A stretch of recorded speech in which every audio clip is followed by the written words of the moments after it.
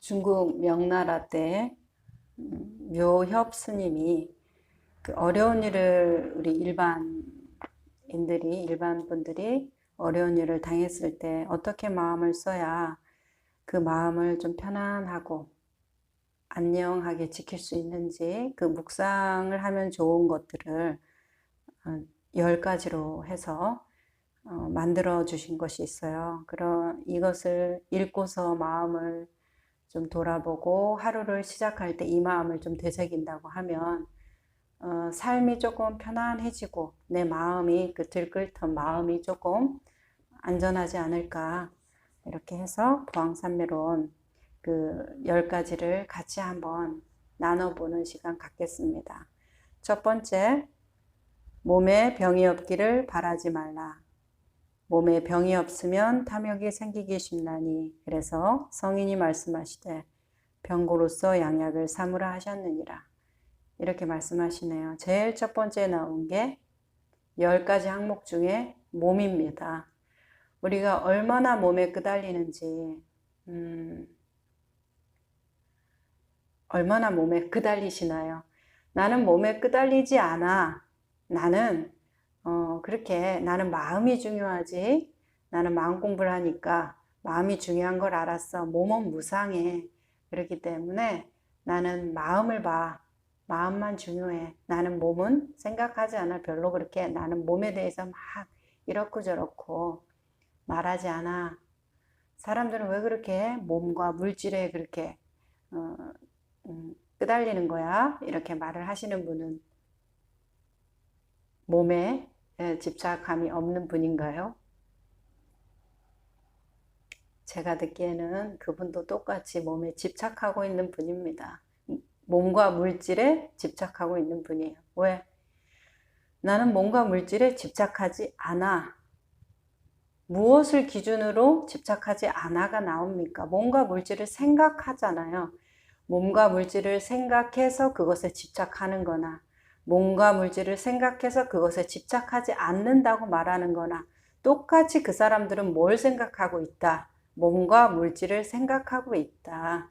그래서 어떤 사람은 몸이 내 거다 이렇게 말을 하는 거고 몸에 확장된 내 마음까지가 다 나다. 결국은 나에 대한 이야기입니다. 몸에 집착하고 끄달리는 것도 이 몸, 육신이 그분도 알 거예요. 7, 80년 더 살면, 100년 더 살면 이 몸이 구더기 밥이 되고 다 썩어서 먼지가 된다는 거 알 겁니다.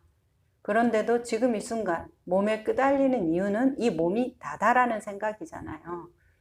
나에 대한 집착이지 몸에 대한 집착이 아니에요. 결론적으로 들어가면. 그랬을 때 내 마음에 대한 집착, 나는 몸은 중요하지 않고 마음만 중요해 이렇게 말을 하는 분도 그 마음이 내가 되어 있는 거기 때문에 이 몸을 물질화 시키는 거나 마음을 물질화 시키는 거나 다 상매짐의 이야기입니다. 무상성에서 벗어나는 얘기예요. 그래서 몸을 벗어나기가 참 힘들어요. 보니까 몸이 나다, 내가 아니다. 이 양극단에서 벗어나기가 참 힘든데 그냥 몸은 몸이죠. 그리고 몸의 인연에 따라서 아프면 아플 거고 건강하면 건강할 거고 조금 더 빨리 늙을 거고 조금 덜 늙을 거고 이제 그 인연에 따라서 그 몸의 작용은 일어나고 변화되겠지만 그것이 몸으로부터 일어나고 그 몸이 나다. 이제 그 나다라는 그것으로 우리가 공부가 들어가야 되지. 내가 몸에 끄달리네 안 끄달리네로 내 공부의 점검이 되어서는 안 된다. 이렇게 보여집니다. 어쨌든 몸이 제일 첫 번째 나왔다는 것은 그만큼 우리가 이 몸에 대해서 벗어나기가 얼마나 힘든가. 몸에 병이 없으면 탐욕이 생기기 쉽나니 그래서 성인이 말씀하시되 병고로서 양약을 삼으라 하셨느니라. 차라리 그래서 몸에 병이 있다는 게 좋은 얘기예요. 여기 보면 몸에 병이 없으면 탐욕이 생기기 쉽나니 이렇게 병고로서 양약을 삼으라 이렇게 말씀하셨다고 해서 건강이 나쁜 것이 좋은 일입니까? 건강한 게 좋은 일이죠. 근데 우리가 하도 몸에 끄달리니까 이 병이 많으면 내가 전생에 무슨 죄가 지어서 팔자가 없어서 뭐 내가 뭐 나쁜 어떤 그때 그렇게 나쁜 짓을 해서 내가 지금 그것을 죄를 받는다.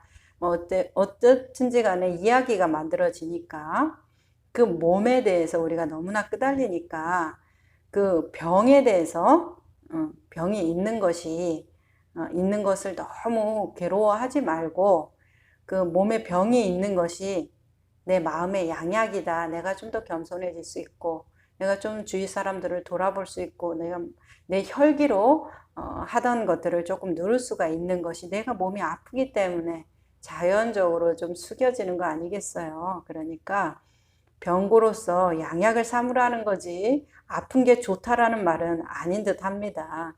그래서 병이 없고 건강하신 분들, 활력적으로 사시는 분들 막 뭐를 해야지 뭐 평생 안 아플 것처럼 그렇게 하면 뭔가를 하겠다라는 그 마음이 있는 그대로 바라보면서 청정한 마음자리에서 하지 않으면 다 욕구의 발로이기 때문에 탐욕이 생기기 쉽다고 말씀을 하시네요. 자, 그렇죠. 그래서 병이 있고 아프고 힘든 그 상황이 내가 이 욕구에 대한 돌이킴을 하기에 좋은 때니까 한가해지잖아요. 내 병 돌봐야 되니까 내 부산스러움이 좀 줄어들지 않겠어요? 해야 될 것도 많이 줄어들고. 안 걸렸는데 그 전에 직장 다니던 거, 뭐 산악회 동호회 다니던 거, 뭐 다 취미생활 하는 거 다 하겠습니까? 내 병에 집중할 거니까 생활이 한가해질 거 아니에요. 자, 그러니까 양약으로서 내 마음을 돌아보는데 조금 더 시간을 낼 수 있겠죠. 그렇지만 건강은 건강할 때 예방이 중요하겠죠. 자, 두 번째, 세상살이에 곤란함이 없기를 바라지 말라. 세상살이에 곤란함이 없으면 업신여기는 마음과 사치한 마음이 생기게 되나니 그래서 성인이 말씀하시되 근심과 곤란으로서 세상을 살아가라 하셨느니라. 그래서 세상살이에 곤란함이 없기를 바라지 말라. 이제 이 말씀은 내가 세상을 살아갈 때 잘 되면 잘된 대로 교만해지고 기고만장해지고 못 살고 가난에 허덕이고 쪼들리면 쪼들리는 대로 또 비굴해지고 사람이 그렇게 된단 말이에요. 작아지고 그런 것을 그런 마음에 대해서 경계하시는 말 같아요. 그래서 세상 살이에 우리가 다 근데 사람마다 아무리 잘 사는 사람도 곤란함이 많습니다. 돈을 잘 벌어도 집안이 화목하지 않다든가 집안이 화목해도 형편이 넉넉하지 못해서 아이들 해주고 싶다는 거 다 해줄 수 없다든가 뭔가 다 부족함이 있어요. 물질적으로 안 채워지는 건 정신적으로 다 채워지는 건 물질적으로 그런 곤란함들이 있을 텐데 그 곤란함에 대해서 이 세상을 살아가는 것이 근심과 곤란함으로써 살아가라 이렇게 말씀하시는 게 그 근심과 곤란이 없으면 너무나 내가 하는 일이 다 잘 되고 난 다 사랑받고 난 아무 걱정이 없어. 그 마음에 교만함이 있다는 거예요. 업신이 여기는 마음, 사치한 마음. 뭐 돈을 많이 써서만 꼭 사치한 게 아니라 내 마음이 그렇게 허영스럽다는 거예요. 사치하다는 것은 허영되고 굉장히 다른 것을 볼 때 진솔하고 진지하고 진심이지 않게끔 좀 붕 떠서 사니까 업신여기고 곤란한 마음보다는 내가 좀 근심과 곤란이 있는 그 삶이 조금 더 세상을 살아가고 내 마음 돌이키기에 내 마음을 편안하게 하기에 더 낫다라는 거죠. 잘난 체는 하지 못해도 뒤에 후에 뭐가 구설수에는 안 오를 거 아니에요. 내가 지금 하고 싶은 말, 내 아들 자랑, 내 딸 자랑, 내 돈 자랑, 직장에서 잘 나가는 자랑 막 해서 사람들 부러우면 지금 이 순간 살 수 있어도 구설수에는 오를 거 아닙니까? 그 구설수만 오르면 다행이지만 그것이 무언가 화근이 돼가지고 내 지금 현재 위치를 흔들어 놓는다면 또 후회가 되잖아요. 그런 것들로부터 마음이 편안해진다는 거예요. 내가 무언가는 잘 되지만 무언가는 부족한 부분이 있으니까 항상 좀 겸손한 마음을 가진다면 그래서 보왕산매론 두 번째에서는 이렇게 말씀하시는 거죠. 근심과 곤란으로서 세상을 살아가라. 너무나 뭔가 업신여기고 사치한 마음으로 살지 말고 잘 되기만을 바라지 말고 못 되는 지금 이 상황도 괜찮다. 꾸준히 노력하면서 살면 되겠죠. 세 번째, 공부하는데 마음에 장애 없기를 바라지 말라. 마음에 장애가 없으면 배우는 것이 넘치게 되나니. 그래서 성인이 말씀하시되 장애 속에서 해탈을 얻으라 하셨느니라. 여기 공부는 뭐 자격증 공부겠습니까? 마음 공부겠죠. 마음 공부하는데 그 마음에 장애 없기를 바라지 말라. 자, 마음을 공부하는데 마음에 장애 없기를 바라는 분들이 많죠. 나는 왜 이럴까요? 난 이 부분이 안 돼요. 또 그랬어요. 또 했어요. 그 전에 그러더니 지금도 안 되네. 아직까지도 내가 안 되네. 이런 것들, 나의 장애에 대한 인식, 내가 안 되는 것에 대한 인식인데, 자, 마음 공부를 그럼 왜 합니까? 공부를 왜 해요? 다 아는 사람이 나는 공부한다 이렇게 말하세요. 아직 단계에 나아가고 있기 때문에 우리 학생들도 선생님한테 배우고 도제라고 해가지고 이제 어떤 기술자한테 밑에서 그 실제적으로 실참하면서 배우는 걸 도제라고 하는데, 우리 어떤 중세시대 길드 형식이 도제잖아요. 전문가 밑에서 어렸을 때부터 그 손기술로 그 체감적으로 이렇게 배우는 것인데, 그런 공부를 왜 합니까? 내가 장인이 이미 됐는데. 공부라는 말 자체에 뭐가 있어요? 내가 공부한다. 이거는 내 장애를 돌이켜보는데 공부가 있지. 걸림이 하나도 없는데 그 사람이 뭐 하려고 공부합니까? 다른 사람들 안내하고 가르치셔야죠. 그러니까 공부를 한다고 마음을 먹었으면 장애를 기꺼워해야지. 내가 또 그랬어. 아직까지 그랬어. 언제 될까? 이제 이런 생각을 하고 있는 거는 이미 완성을 꿈꾼다 이 말이에요. 공부는 장애가 있기 때문에 하는 거니까 그 장애가 있는 것을 기꺼워해야 되겠죠. 내가 공부가 나아감을 장애를 통해서 확인할 수 있을 테니까. 자, 그래서 다시 한번 볼게요. 공부하는데 마음에 장애 없기를 바라지 말라. 마음에 장애가 없으면 배우는 것이 넘치게 되나니. 그래서 성인이 말씀하시되 장애 속에서 해탈을 얻으라 하셨느니라. 장애가 다 없어지는 거. 해탈이 뭐예요? 해방, 해탈. 해방해서 우리나라 3.1절 해방했잖아요. 해방. 자유로워졌다. 모든 구속으로부터 벗어났다가 해방, 해탈 아닙니까? 해방, 해탈은 어디에서 온다? 장애에서 오죠. 내 쇠사슬로부터 벗어났기 때문에 쇠사슬로부터 자유로워졌다. 처음부터 쇠사슬이 없으면 자유고 뭐고 우리가 무엇이라고 말합니까? 그냥 그 상태로 사는 거죠. 내가 무엇으로부터 자유로워지는 것은 그 억압과 장애가 있었다라는 얘기죠. 공부라는 것은 그것으로부터 자유로워지는 얘기잖아요. 그러니까 나의 장애가 무엇인가를 돌이켜봐야지. 빨리 나는 벗어나고 싶다. 빨리 뭘 이루고 싶다. 그 이루고 싶다는 것이 장애입니다. 벗어나고 싶다는 게 장애 아니겠어요? 그것이 쇠사슬이 아니겠어요? 그것을 보고 있으면 되죠. 왜 벗어나고자 하는가? 무엇이 묶였는가? 자, 네 번째는 이렇게 말씀하시네요. 수행하는데 마가 없기를 바라지 말라. 수행하는데 마가 없으면 사원이 굳건해지지 못하나니. 그래서 성인이 말씀하시되 모든 마군으로서 수행을 도와주는 벗을 삼으라 하셨느니라. 수행하는데 마가 없기를 바라지 말라. 자, 마라는 말이 우리는 이제 종교적인 얘기로는 불교는 마라라고 해서 마귀, 귀신, 우리나라 귀신이라든지 악마 이런 것들이겠죠. 그렇지만은 실제로 밖에 있어서 무슨 귀신이 있고 악마가 있겠습니까? 뿔 달린 악마 이런 게 있겠어요. 어떤 지옥에서 있을 법한 무시무시한 어떤 모습을 가진 그런 존재가 있겠습니까? 내 마음이 만들어낸 고통의 형상이 마귀가 아니고 뭐겠어요? 마라가 아니고.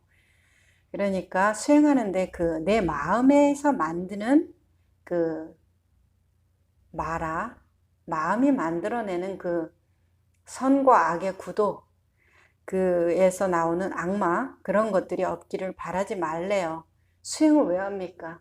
수행한다는 자체가 내 마음이 만들어낸 욕구에 씨앗을 두고 욕구에 기반을 둔 무언가가 나를 괴롭게 만들고 슬프게 만들기 때문에 내가 그거로부터 자유롭지 못하고 항상 청정해지지 못하니까 수행을 하잖아요. 그것 때문에 수행을 하니까 그것을 잘 봐야지. 그것만 없으면, 그것만, 뭐 식욕만 없으면, 이제 명상을 한다면, 내가 오래만 앉아 있으면, 내가 번뇌망상만 없으면, 이거는 그것만 없으면, 없기를 바라는 마음이잖아요. 그것이 왜 생겼느냐? 그것이 더 중요하지 않겠어요? 자, 수행하는데 마가 없으면 서원이 굳건해지지 못하게 된대요. 서원이라는 게 뭐예요? 우리 뭐 어떤 소명 이렇게 말할 수 있을까요? 보통 살면서 나는 뭐 세상을 이롭게 하겠어. 내가 아파봤으니까 아프지 않은 사람들을 위해서 나는 헌신하겠어. 이런 마음들이 어떤 바라는 바인데 조금 더 내 개인성을 벗어난 좀 더 인류애적이고 공동체적인 그 큰 마음을 서원이라고 말할 것 같습니다. 그런 서원이 굳건해지지 못하게 된대요. 수행에 마가 없으면 서원이 굳건해지지 못하게 된대요. 자, 수행하는데 내가 어려움을 겪으면, 살아가는데 내가 괴로움을 겪고 슬픔을 겪으면, 그것을 슬픔에 무너진다면 그건 다른 얘기고, 슬픔을 겪고 또 겪으면서 이 사람이 겸허해지면서 어떻게 돼요? 정말로 이렇게 나처럼 고통받는 사람이 없게 되게 내가 정말 도와줘야겠다. 정말 이렇게 안 되는구나. 이렇게 힘드는구나. 그래서 그 상황이 되는 다른 사람을 받아줄 마음의 그릇이 얼마나 커지겠습니까? 내가 고통을 견디다 보면 진주족의 비유를 이런 데서 많이 드는 것 같은데, 자, 비슷하다고 보여져요. 적절하다고 보여집니다. 그래서 마가 없으면 마가 있을수록 서원이 굳건해진다는 거죠. 내 어려움을 이겨내고 어려움을 겪어내고 내 마음의 고통을 이겨낼수록 정말로 내가 그렇게 해야 되겠다. 마음이 차분해지고 굳건해진단 말이에요. 그래서 모든 마군으로서 수행을 도와주는 벗을 삼으라 하셨네요. 내 수행에 도움이, 내 어떤 부정적인 마음이, 내 고통을 주는 이 마음이, 계속 상처에 끄달리는 그 마음이, 분노하고 원망하는 이 마음이, 그게 마라가 아니고 뭐겠어요? 그게 악마가 아니고 뭐겠어요? 그로부터 그것이 내 수행을 굳건하게 해주구나. 내가 정말로 여기에서 중심을 잡아주게 해주는구나. 차분하게 이 땅에 대지를 걷고 내가 안정감 있게 살 수 있게 해주는구나. 그래서 그것을 진정한 벗으로 삼으라. 이렇게 말씀을 하시네요. 자, 여기에서 서원이라는 것을 어떤 원을 가지고 세상을 사세요? 대부분은 뭐 이제 아이를 잘 키워야겠다. 그 기간마다의 과업이 있죠. 아이를 잘 키워야겠다. 이제 아이들 키우는 상황에서는, 그리고 뭐 내가 마음 공부를 할 때는 마음 공부를 뭐 잘해야겠다. 친구 관계에 있어서는 내가 저 친구를 좀 어려운데 도와줘야겠다. 어느 상황과 조건에 따른 과업들이 다 있으실 것 같은데, 그럼 내가 정말 바라는 그 원에 대해서 생각해 보셨어요? 과업, 그 상황에서 이루어야 되는 과업 말고 내가 그 상황을 다 통틀어서 이루고자 하는 과업, 정말로 이루고 싶은 원이라는 것이 있으신가요? 그 원을 위해서 살아가고 있은 분도 있고 없는 분도 있을 텐데, 원이라는 것을 정말 잘 생각해 봐야 됩니다. 내가 원하는 게 뭐지? 아주 단순하게는 뭐 저녁에 뭘 먹고 싶다도 원하는 거고, 내가 세상을 이롭게 하는 것도 원하는 건데, 그 원이라는 것이 뭔가. 자, 다음 장 넘어가면서 계속 말을 할 수 있기 때문에 조금 넘어가 볼게요. 5번째 장. 일을 꾀하되 쉽게 되기를 바라지 말라. 일이 쉽게 되면 뜻을 경솔한 데 두게 되나니. 그래서 성인께서 말씀하시되 여러 겁을 겪어서 이를 성취하라 하셨느니라. 우리가 마음 공부를 하는 데서도 그렇고 세상 사는 데서도 그래요.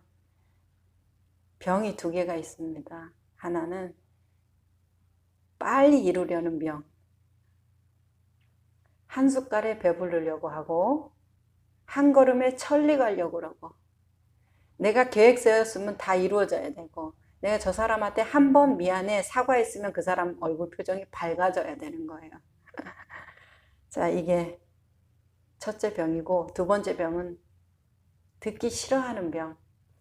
내가 잘못됐다 생각을 해서 다른 사람 말을 듣는다고 하는 그 순간에도 어떻게 해요?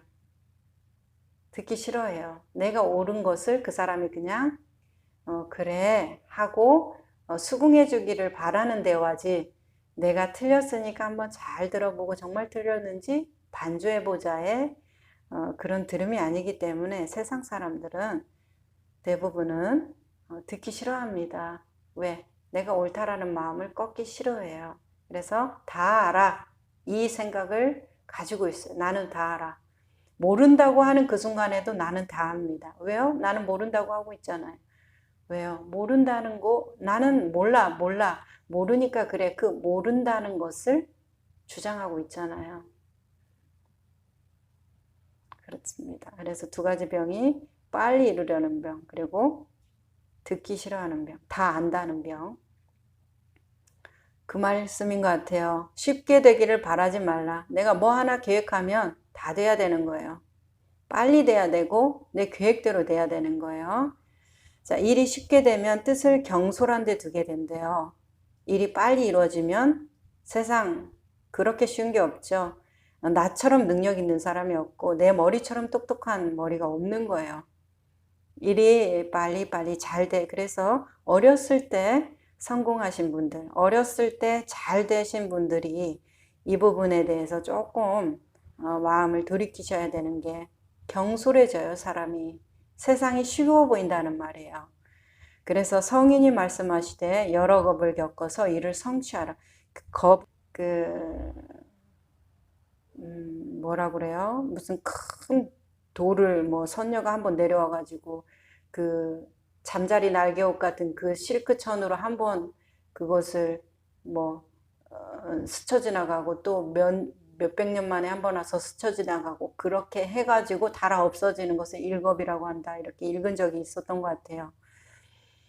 그렇게 아무튼 시간이 엄청나다 이 말이겠죠, 겁이라는 것을. 근데 그렇게 여러 겁을 겪어서 일을 성취하라 이렇게 말을 하는 것은 뭐 일을 생각을 하지 마라 이런 뜻이겠습니까? 그렇게 마음을 차분하게 두고, 내가 비록 지금 성공했더라도 또 언젠가는 실패할 날이 오고, 내 계획대로 딱딱 됐어도 내 계획이 틀어져서 절망하는 날이 오고, 세상사 다 오고 가는 것이기 때문에 마음을 진중하고 차분하게 두고, 이 한순간 한순간에 너무나 사로잡혀갖고 잘 됐네 못 됐네 막 끄달리거든요.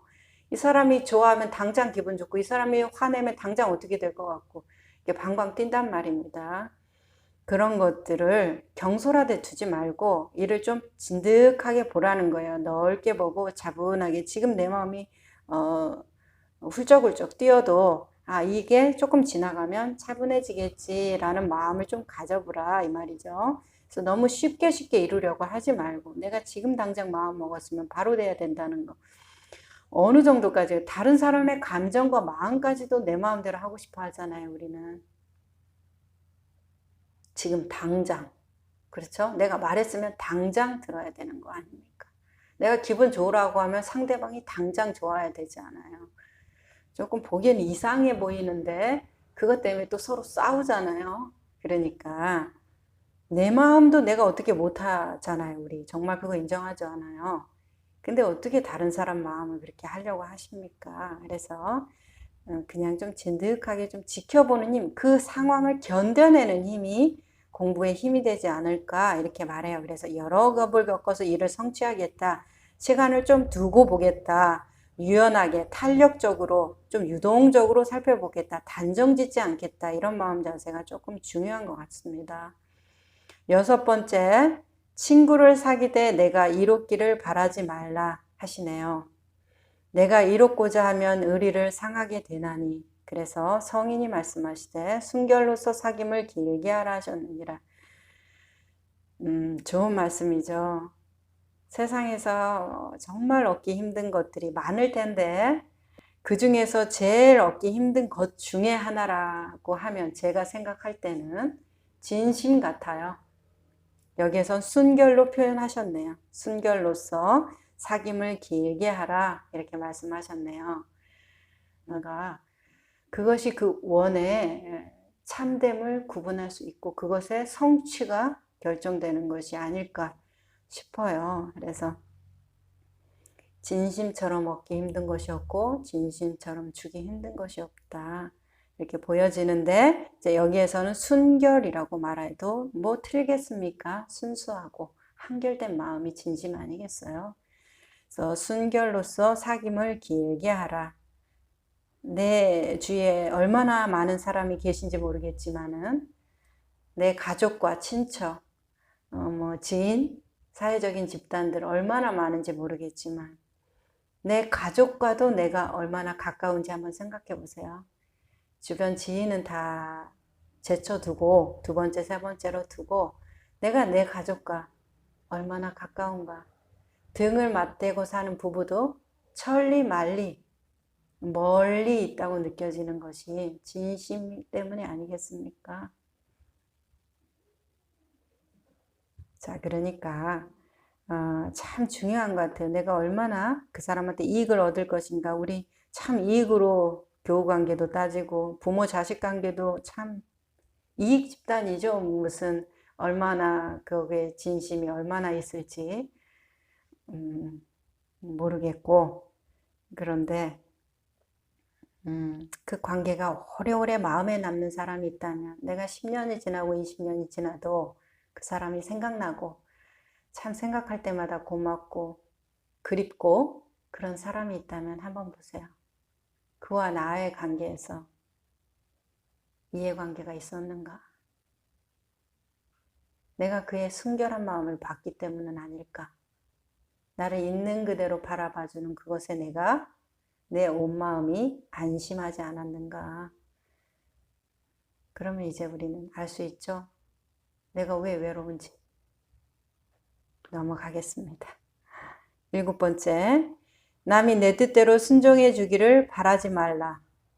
남이 내 뜻대로 순종해 주면 마음이 스스로 교만해지나니. 그래서 성인이 말씀하시되 내 뜻에 맞지 않는 사람들로서 원림을 삼으라 하셨느니라. 이렇게 말씀하시네요. 자, 남이 내 뜻대로 순종해 주기를 바라지 말라. 이렇게 말씀하시네요. 어떠세요? 안 바랐어요? 부모는 자식이, 자식은 또 부모가, 직장 상사는 직원이, 직원은 또 직장 상사가, 뭐 다른 관계, 지인, 친구 관계, 갑은 을에게, 을은 갑에게 서로의 뜻을 좀 알아달라, 따라달라 바라잖아요. 누구나 다 이 관계입니다. 갑을 관계 같이. 자, 그런데 이렇게 내 뜻대로 다 해주면, 다 순종해주면 마음이 제 스스로 교만해진대요. 자기가 잘나서 그렇게 된 줄 안대요. 잘나서 그렇게 됐다고 막 생각하는 분들 보면 좀 불편하잖아요. 옆에 있는 사람이 맞춰주고 주변 환경이 그래서 된 건데 그 교만함이 주변 환경이 갖추어져서 된 건데 자기가 마치 능력이 있고 자기가 잘나서 된 것처럼 생각을 할 때 좀 불편해지잖아요. 자, 그런 거와 같이 내 뜻대로 다 되면 마음이 스스로 교만해져서 보여지는 게 없어요. 다 내 아래죠. 그러니까 내 뜻에 맞지 않는 사람들로서 원림을 삼으라.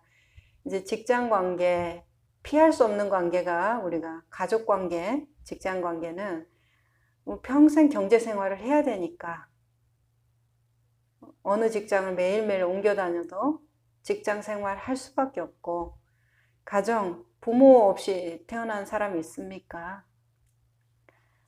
그러니까 가정이라는 이 환경, 이런 것들은 피할 수가 없는 사회 조직 구조인데, 기본 조직이죠. 그런데 다들 내 뜻에 맞게끔 되기를 바란단 말이에요. 내 뜻에 맞지 않는 이 사람들과 함께 사는 것이 나의 큰 원의 그 숲을, 나무를 이루라. 내 원이, 내 삶이 거기에서 든든한 기반이 되게 하라 이 말이죠. 그래서 사람들과 함께 살아갈 때 그냥 그 사람을 있은 그대로, 그 사람의 옳음 그대로를 봐주되, 상대방의 옳음에 대해서는 그럴 수 있구나. 그렇지만 나는 이렇게 생각해 하고 나를 또 얘기할 수 있어야 되겠죠. 기죽거나 주눅들거나 마음속으로 툴툴거리는 거 말고, 그러려면 이와 같은 태도, 뭐라고 했어요? 남이 내 뜻대로 순종해 주기를 바라지 않고 내 뜻에 맞지 않는 사람으로서 내 주위에 있는 그 사람들과 어떻게 잘 조율하는 거. 그는 그고 나는 나고 우리가 서로 잘 조율하고 대화하는 거. 우리의 존재 자체, 그 존재의 가치로 훼손하지 않으면서 살아갈 수 있는 것. 존중과 배려, 그런 부분이 진심이 되려면 상대를 바꿔놓거나 상대를 내 뜻대로 부리거나 그러려는 마음이 있으면 될까요? 그 마음으로 그렇게 해가지고 조화롭게 이게 마음 편안하게 될까요? 자, 8번째, 공덕을 베풀려면 과보를 바라지 말라. 과보를 바라면 도모하는 뜻을 가지게 되나니 그래서 성인이 말씀하시되 덕 베푸는 것을 헌신처럼 버려라 하셨느니라. 이렇게 말씀하시네요. 자, 공덕이라고 해도 되고 복이라고도 해도 되고 뭐 봉사라고도 해도 되고, 내가 무언가 누구한테 참 선심 쓰듯이 아니면 진심 쓰듯이 뭔가를 줄 때의 행위를 다 포괄해서 이해해 보면 좋을 것 같아요. 누군가한테 해준다, 베푼다, 내 것을 다 주든 내 것의 일부를 주든 내 목숨을 주든 베푼단 말이에요. 그랬을 때의 마음 자세가 뭐 과보, 열매죠. 열매를 바라지 말라 이러네요. 안 바랄 수 있을까요? 이미 베푼다는 마음이 뭔데요? 이미 베푼다, 내가 누구한테 준다라는 마음 자체가 이미 과보가 되는 경우인데 뭐가 이게 어떻게 과보입니까? 네, 그럴 수 있죠. 어떤 결과로서 내가 노력했는데 저 사람이 감사한다, 감사하지 않는다. 아유, 나는 그런 거 신경 쓰지 않아. 나는 내 베푼 것으로 충분해. 이것도 어마어마하게 훌륭하신 분이죠. 어마어마한 수준이죠. 하지만 내가 베푼다는 생각조차 없다면, 그냥 내 삶을 살아간다는 생각을 한다고 하면 조금 더 청정해질 거라고 보여집니다. 그것은 내가 한 행위에 대해서 계속 생각이 남는다는 거예요. 그래서 언제 했다, 또 안 했네, 왜 안 했어, 이제 뭐 이렇게. 자, 주되 과보를 바라지 않는 것도 너무너무 훌륭하지만 조금 더 청정해진다고 하면은 주는 마음조차도 사라지면 어떨까 싶습니다. 내가 아이 양치해줬다가 아니라 그냥 이게 내 일이다, 내 이 닦는 거와 같다. 왜요? 엄마에게 아이는 나와 같잖아요. 자아가 확장되잖아요. 내 아이지 저 사람 따로 있고 나 따로 있습니까? 그러니까 그렇게 집착하고 그냥 그 아이를 어떻게 바르게 키워보겠다고 온갖 그 노력을 하는 거 아니겠어요? 그러니까 결국 나라는 말이에요. 눈으로 대상이라는 아이가 보이지만은 납니다. 그러면 내일 한다 생각하면 아이를 그렇게 엉덩이 떼치를 해주고 뭐 그럴 일은 없겠잖아요. 그러니까 준다는 생각조차도 없기 위해서는 내일이라는 것을 관점이 잡혀야 된다. 자아가 확장됐다는 것을 보면 좋겠죠. 자, 넘어가겠습니다. 그래서 과보를 바라면, 열매를 바라면, 뭐 칭찬을 바라면, 감사함을 바라면, 뭐 이런 것들을 바라면 도모하는 뜻을 가지게 된대요. 도모라는 말이 참 재밌는데, 어떤 도모? 아유, 더 칭찬 들으려니, 더 인정받으려니까 더 사람들한테 착한 척 굴고, 더 지금 딴 생각, 오만 생각하면서 공감하는 척 들고,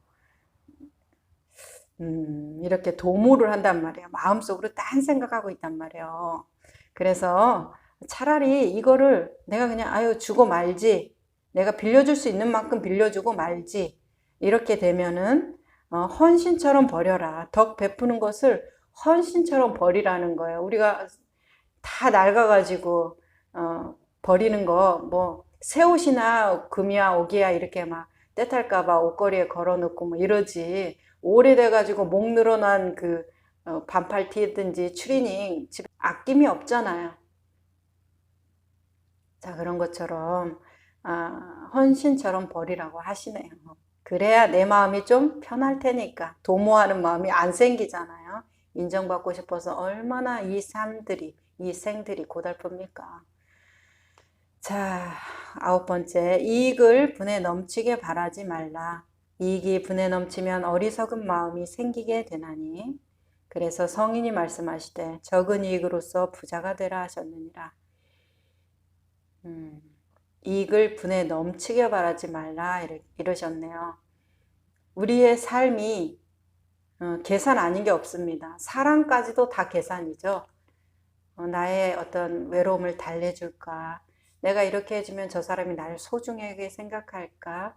꼭 이익이라는 게 어떤 물질적인 계산만의 그 이익이 아니라 감정적인 계산도 엄청난 이익이 들어가 있다는 것을 알고 있죠. 내가 소중한 사람이 되기 위해서 얼마나 희생하고 계세요? 내가 그 사람한테 의미 있는 사람이 되기 위해서 얼마나 내가 원하지 않는 나의 모습으로 그 사람 앞에 서 계십니까? 왜? 무엇 때문에? 이익을 바라니까. 어떤 이익을? 어떤 이익을 바라시니까 그러잖아요. 자, 그랬을 때 그러면 이익을 분에 넘치게 바라지 말라 하시는데, 그러면 분에 넘치는 거 어떻게 우리가 알 수 있지? 좋아. 적당한 이익은 괜찮구나. 분에 넘치는 것이 안 좋은 건가 보구나. 좋죠? 적당한 이익이 뭐예요? 어떤 건전성을 넘어가지 않는다면 적당하다고 보여져요. 우리가 이 생을 유지하는데 정말 많은 생명을 취하고 있잖아요. 식물부터 동물까지. 그랬을 때 나라고 말할 수 있는 것은 뭐예요? 다 그들의 생명을 나라고 말할 수 있는 거 아니에요. 맛을 즐기지만 이 혀는, 내 존재는 그들의 생명으로 내 생명을 유지하잖아요. 그렇다면은 누군가가 죽고 누군가가 산다. 죽음 자체, 내가 살려고 누구를 죽여, 만약에요. 그렇다면 참 나쁜 일이죠. 살인은 나쁜 일이잖아요. 하지만은 건전성 안에 들어온다면 좀 봐줄만 하다는 거예요. 그렇다고 해서 다 좋다, 그 정당화된다 이렇게는 모르겠습니다, 저는.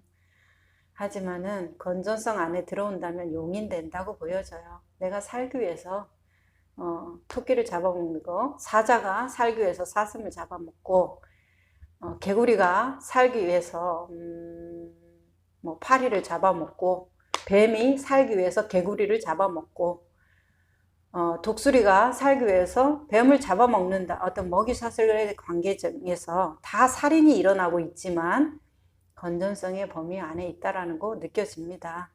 우리가 그러듯이. 그랬을 때 그걸 이익이라고 치환해 볼게요. 이익이 건전성 범위 안에 있다. 내가 살기 위해서 식물을 취하고 동물을 취한다. 근데 그게 분에 넘친다. 건전성을 넘어간다면 어떻게 되겠어요? 어떤 것이 건전성을 넘어가는 걸까요? 이 건전성을 넘어가는 것은 제가 생각할 때 양심이 가장 좋은 기준이 될 거다고 이렇게 보여져요. 근데 양심의 어떤 청정함, 양심의 그 저울이 고장난 분들도 사실은 많죠. 양심의 저울이 고장난 이유는 뭐예요? 무지로 인한 나의 욕심 때문에 좀 탁해져서 그렇겠죠, 마음이. 마음 자체는 탁해질 수 없는데 생각이 흐려놓는 거겠죠. 자, 그랬을 때 이제 이 분에 넘치는 것은 양심으로 좀 비교해 보면 알 것 같아요. 내가 말을 누군가의 뒷말을 한다. 건전성의 범위 안에 있는가? 내 양심에 좀 이건 선을 넘어간 건데 정확한 말 아닌데 막 기분에 취해서 얘기를 하면서도 내 양심을 잘 보면 좀 미안한데 그 사람한테 그 사람 귀에 들어가면 내가 좀 할 말 없는데 넘어갔다는 얘기잖아요. 이미 양심에서 이거 조금 뭔가 미진한 이런 것들이 있다면 양심이 아주 민감하게 다 그 경계의 포인트를 알려줄 겁니다. 그거에 좀 살아있으면 깨어있으면 어떨까 싶어요. 나의 존재 가치를 증명해 주는 것이 아마 양심일 테니까 양심이 선과 도덕 어떤 윤리적인 것들도 많이 잣대 삼아 주잖아요. 그러니까 이 분에 넘치는 것을 어떤 것을 분에 넘치고 어떤 것이 좀 건전한 이익, 좀 용인되는 이익인가? 이렇게 봤을 때 이 분에 넘치는 걸 양심으로 조금 보면 좋을 것 같아요. 세상 살아가는데 마음 공부에서는 내가 이런 것을 취해서 이렇게 되는 것을 알아차리는 거겠죠. 살아야 되니까 이 몸은 살아야 되니까 삶의 범위 안에서 하겠고 그것을 내가 알아차리는 거죠. 이익됨을 구하고 있는 것을 알아차리고 내가 이것이 넘어가는 것을 알아차리고 그러면서 알아차리면 확립하는 거. 지금 이 순간에 깨어있는 거. 이제 그렇게 넘어가겠고. 자, 그랬을 때 이익이 분에 넘치면 양심의 그 적정치 한도를 파란색, 노란색, 빨간색, 검정색 그 경계 경보를 넘어가면 어리석은 마음이 생긴대요. 어리석은 마음은 우리한테 어떤 작용을 해줄까요? 길을 잃게 만듭니다.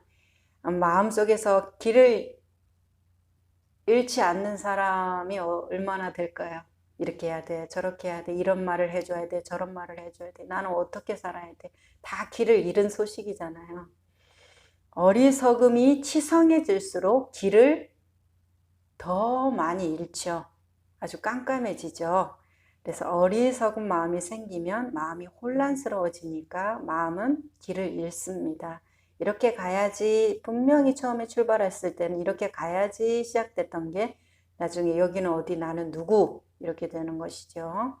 그게 양심의 정도를 넘어가면 그것이 적색경보, 흑색경보 이렇게 오면 올수록 어리석음이 치성해지면 길을 잃습니다. 그래서 성인이 말씀하시되 적은 이익으로서 부자가 되라. 적은 이익, 건전성 안에서도 조금 더 청정하게 살아가면서 안 먹고는 어떻게 삽니까? 우리의 앞길을 밝혀주신 어떤 성인들, 위대한 선지식들도 다 먹고 살았잖아요. 그분들이 어디 공기만 마시고 그렇게 80세, 30세, 50세, 100 몇 세까지 사셨겠습니까? 다 나 아닌 것을 취해서 나로 삼으셨잖아요. 이익을 취하셨다 이 말이죠. 하지만 그분들은 어떻게? 건전성의 범위 안에서도 더 청정하게 적게 취하셨다는 거죠. 자, 그 마음 그렇게 해서 부자가 되라 이렇게 말씀하셨네요. 이익을 적게 취하는데 어떻게 부자가 됩니까? 언어적으로는 말이 안 되죠.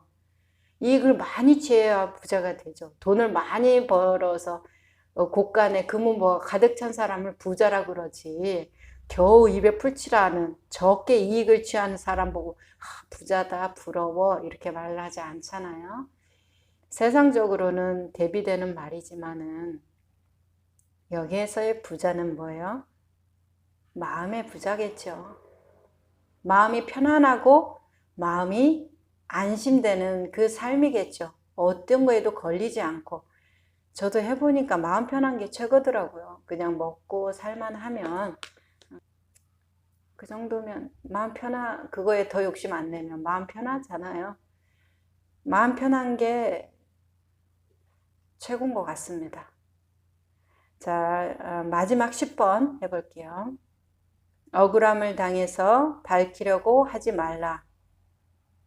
억울함을 밝히면 원망하는 마음을 덮게 되나니 그래서 성인이 말씀하시되 억울함을 당하는 것으로 수행하는 문을 삼으라 하셨느니라 이러시네요.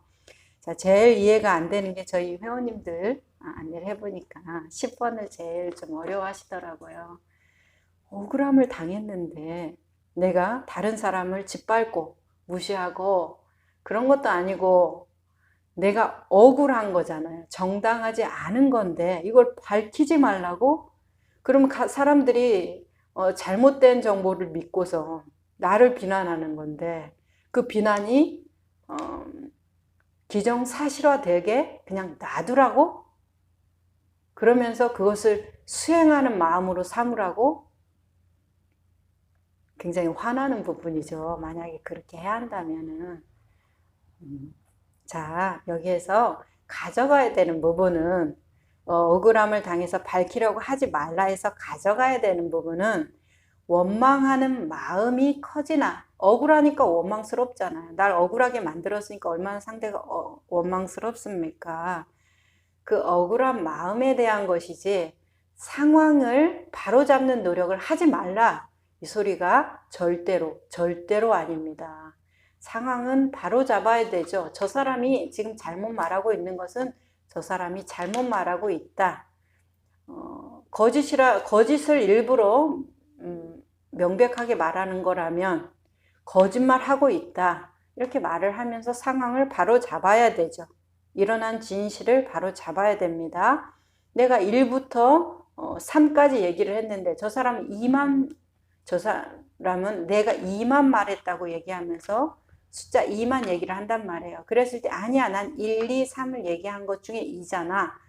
저 사람은 그 중에 하나만을 가지고서 나한테 저렇게 얘기하는 거야. 나는 2를 말했지만 1, 2, 3 중에 2야. 이거를 분명하게 밝혀야 되죠. 세상에 살아가는 일들에서 그 세상 일은 인과법을 따르기 때문에 인과를 따른다는 건 뭐예요? 내가 노력하고 그것을 밝히려고 노력하지 않으면 그 밝히려고 하지 않은 그 인과를 따라가는 거지. 밝히려고 하면 밝히려고 한 인과를 따라가는 거고. 자, 그렇기 때문에 그것을 혼동하시면 안 돼요. 혼동이 좀 되시나 봐요. 그래서 억울함을 밝히려고 하는 그 마음을 잘 알아차리자. 실질적인 밖에 있는 사건의 억울함은 잘 밝히세요. 그러시길 바랍니다. 하지만 억울함을 밝히려는 그 마음을 잘 돌이켜보면 반드시 원망하고 비난하고 나쁘다. 너 같은 사람은 어떻다. 비아냥거리는 것이 있어요. 그 마음을 잘 봐라 이 말이에요. 그래서 사건의 진위 여부를 명백하게 따지는 거다. 이렇게 알아야지 내 억울함을 밝히겠다. 나의 이 한을 풀어보겠다. 뭐 이런 접근이어서는 안 되고 바르지 않은 것을 바르게 바로 잡겠다. 이런 마음이어야 된다라는 것이죠. 그랬을 때 내가 내 이 한을 풀어보겠다. 내 이 억울함을 세상 사람들이 다 알게 하겠다. 이렇게 하면 그 마음속에 그 원망만 자라겠습니까? 원망만 있겠어요? 그 일의 농도에 따라서 그 사람이 지옥 가는 걸 보고자 내가 지옥 가는 것을 마다하지 않는 그런 어리석음까지 가는 경우가 많죠. 누군가를 너무 싫어해, 미워해. 저 사람이 나를 해코지했다. 저 사람이 나한테 어떻게 했다. 그것에 대한 원망하는 마음 때문에 저 사람이 안 되는 꼴을 보려고 내가 지금 내 고통이 얼마나인지 내가 지금 지옥 갈 일을 하고 있는지도 모르는 채 하고 있는 경우도 많지요. 있으시지요? 분명히 있으실 겁니다. 자, 그러니까 그런 경우가 그 사람 지옥 가는 걸 보자고 내가 지옥 가는 게 과연 지혜로운 행동입니까? 그 사람은 지옥을 가더라도 나는 천국을 가야지요. 그러려면 이 마음이어서는 안 된다 이 말이에요. 그래서 그런 마음을 돕게 놔두지 말라는 거예요. 원망하고 미워하고 분노하고 저 사람을 저주하는 그 마음을 돕게 놔두지 말라 이 말이죠. 자, 그래서 억울함을 당하는 것으로 수행하는 문을 삼으라 하니까 나는 억울하고 항상 피해만 보고 맨날 참고 그러라는 말이었어요.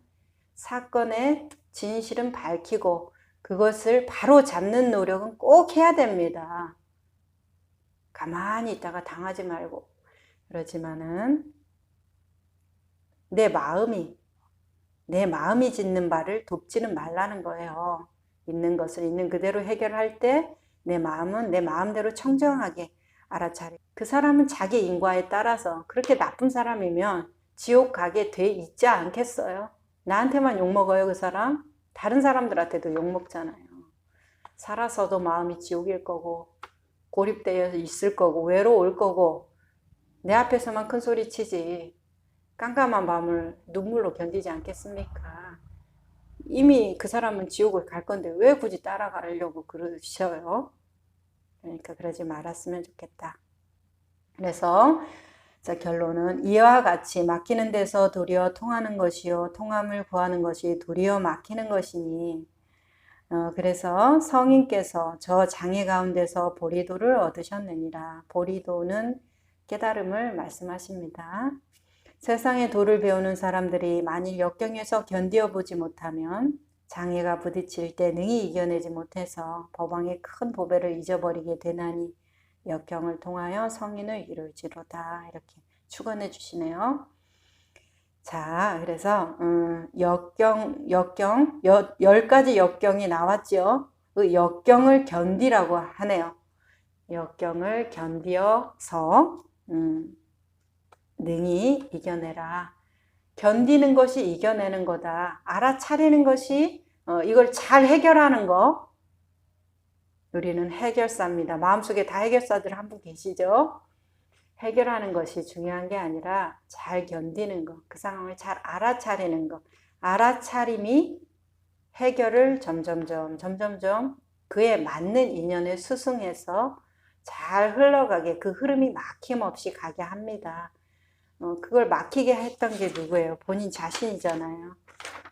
그것이 풀어지게 되려면은 견디는 것이 반드시 필요하다. 잘 해결하는 것보다 더 중요한 건 뭐예요? 견디는 것. 견디는 것보다 더 중요한 거는 알아차리는 것. 자, 한번 쭉 1번, 설명 없이 1번부터 10번까지 그리고 그 마지막 축원까지 한번 쭉 읽어볼게요.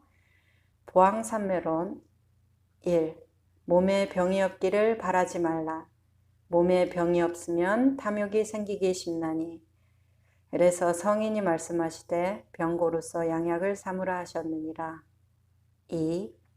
세상살이에 곤란이 없기를 바라지 말라. 세상살이에 곤란이 없으면 업신여기는 마음과 사치한 마음이 생기게 되나니. 그래서 성인이 말씀하시되 근심과 곤란으로서 세상을 살아가라 하셨느니라. 세 번째, 공부하는데 마음에 장애 없기를 바라지 말라. 마음에 장애가 없으면 배우는 것이 넘치게 되나니. 그래서 성인이 말씀하시되 장애 속에서 해탈을 얻으라 하셨느니라. 네 번째, 수행하는데 마가 없기를 바라지 말라. 수행하는데 마가 없으면 서운이 굳건해지지 못하게 되나니. 그래서 성인이 말씀하시되 모든 마군으로서 수행을 도와주는 벗을 삼으라 하셨느니라. 다섯 번째, 일을 꾀하되 쉽게 되기를 바라지 말라. 일이 쉽게 되면 뜻을 경솔한 데 두게 되나니. 그래서 성인이 말씀하시되 여러 겁을 겪어서 이를 성취하라 하셨느니라. 여섯 번째, 친구를 사귀되 내가 이롭기를 바라지 말라. 내가 이롭고자 하면 의리를 상하게 되나니. 그래서 성인이 말씀하시되 순결로서 사귐을 길게 하라 하셨느니라. 일곱 번째, 남이 내 뜻대로 순종해 주기를 바라지 말라. 남이 내 뜻대로 순종해 주면 마음이 스스로 교만해지게 되나니. 그래서 성인이 말씀하시되 내 뜻에 맞지 않는 사람들로서 원림을 삼으라 하셨느니라. 여덟 번째, 공덕을 베풀려면 과보를 바라지 말라. 과보를 바라면 도모하는 뜻을 가지게 되나니 그래서 성인께서 말씀하시되 덕 베푼 것을 헌신처럼 버려라 하셨느니라.